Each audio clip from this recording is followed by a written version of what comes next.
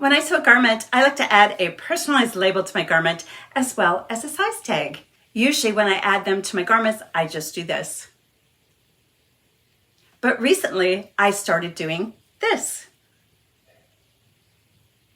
In today's video, I'm sharing a tutorial with you to show you how easy it is to use this simple little technique to set off your personalized label in your hand sewn garment.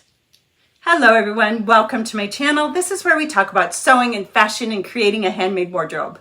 See how nice that looks? It just frames the label and it also looks nice while it's hanging on the hanger.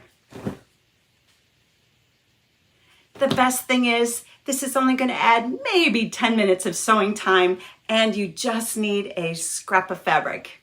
Here's how to do it. Take a piece of fabric and cut it to 4 inches by 6 inches. I like to use quilting cottons and it's a great use for scraps. Next, you're going to mark the center of that 4 by 6 piece of fabric. Use whatever marking device you want.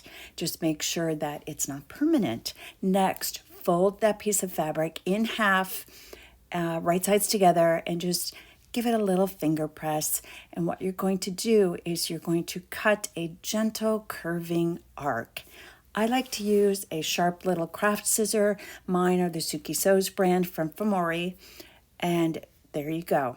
You've got your little semicircle half fold at that point. Next, you're going to go to the ironing board and press under 1/4 inch to the wrong side. It's time to add your label. Go ahead and choose whatever you like. There's a lot of pre-printed ones available for you. I custom order mine and I have a little message on there. It says "You are beautiful." And I like to also add a size tag to it. Here's a little tip. Use a glue stick to hold that label in place before you stitch. I have found it so much easier than using a pin because the pin tended to shift as I brought it to the sewing machine. And now, once it's in place, just go to your sewing machine and use a small straight stitch and stitch it in place. You can go all the way around the label if you want. I like to just use it on the 2 short ends. It isn't that great. Mark the center of the back yoke facing and mark the center of the semicircle. Then place that semicircle right side up on the right side of the back yoke facing. And then you're going to want to match those little corners to the very edge of the neck edge. We'll trim that away later. Now pin it in place. Remember, you pressed under 1/4 inch before, so you're just going to gently pin or glue if you want to. You just want to secure that to the facing. Take it to your sewing machine and stitch close to the edge.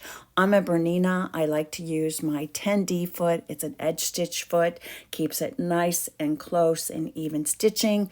And then I have a knee lift option on my sewing machine, and I use that to lift that presser foot slightly to easily go around those curves.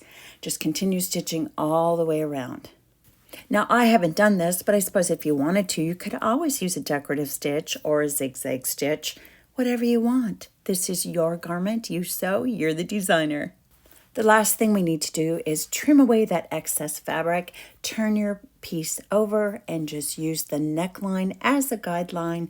Use your sharp little scissors. Again, I'm using those 5.5 inch craft scissors and trim it away. The facing piece is done, and now you're just going to continue constructing your garment per the garment instructions. And that's how simple it is to add an inner facing to your facing to show off your personalized label. I hope you enjoyed that tutorial. I hope you use it. And if you do, send me a picture, tag me on Instagram, the Sharon Sews. Would love to see it and would love to share it. Until I see you in the next video, I hope you have a blessed day. Happy sewing. Constructing